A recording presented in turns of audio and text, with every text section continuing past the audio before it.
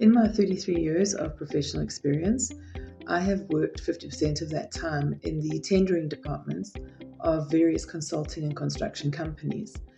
I did study travel and tourism after matriculating at school, but was never ever presented the opportunity to pursue this career professionally.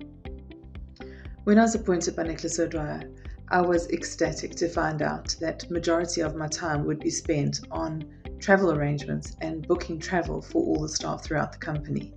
I was finally being presented with the opportunity to pursue my career professionally.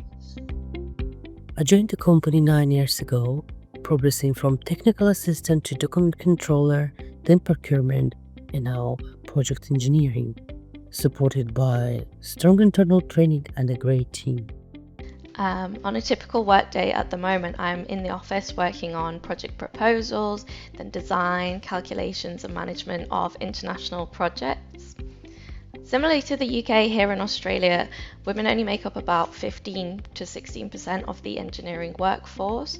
However, in the UK, there are initiatives such as Women's Engineering Society, whereas here they've sort of found there's a lack of that sort of support. And especially in a work culture that's less meritocratic, I think it's harder for women to progress, as there's a need to self-advocate harder and carry more emotional labour. I decided on this career path because I wanted a job that made a difference, that wasn't purely office-based, and that would provide a high degree of variety in my day-to-day work. In terms of the training, education and experience that helped me to get started, having decided on a career in consultancy, I went on to complete a master's degree in environmental management at Nottingham University. I also went out of my way to get some relevant experience to put on my CV through conservation volunteering, and I made sure to use my university friends and contacts to identify potential job opportunities, which was how I ended up applying for and getting my first job as a graduate.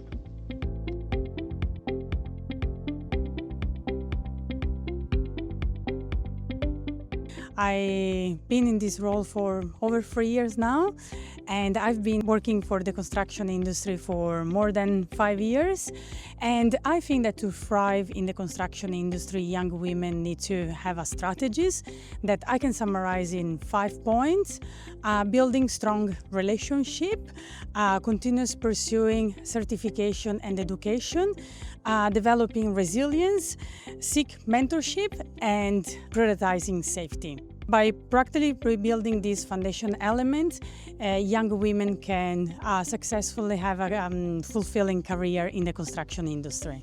When I think about my career, it's been really diverse, from protecting country and community to technology, and the last 21 years in sustainability. But the one thing that's really remained consistent is my purpose, and that is to solve the climate and nature crisis.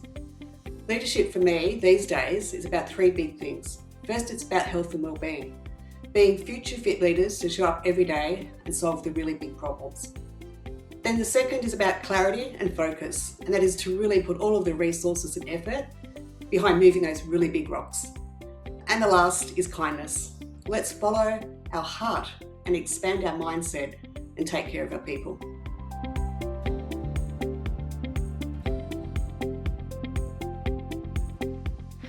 In Australia, we're lucky enough to have organisations like Women of Trade, NAWIC, which is the National Association of Women in Construction, Awesome Women in Construction, and for those undertaking apprenticeships and traineeships, your apprenticeship support network. I would say that the culture across Binnies and RSK feels really inclusive for women. I see women working in engineering, environmental and ecology roles, including in senior and leadership positions. So as someone starting out my career, I think it's really encouraging to see women's roles in the industry continue to grow and just become more visible.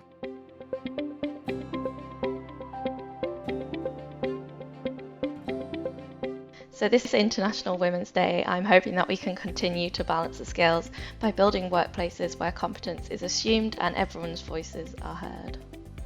In the future, I definitely want to see more of a improved gender ratio within engineering and construction. I think in the UK just now it's only about 14% are women, and I think a lot of that comes from support and encouraging a lot of females and young girls at school, and I think definitely trying to close that gap is going to be something that would be really good to see. Azerbaijan's oil and gas industry is fast-paced and international, and I am really happy to see more women choosing this field than 30 years ago. Moving toward gender equality, independence, and confident careers.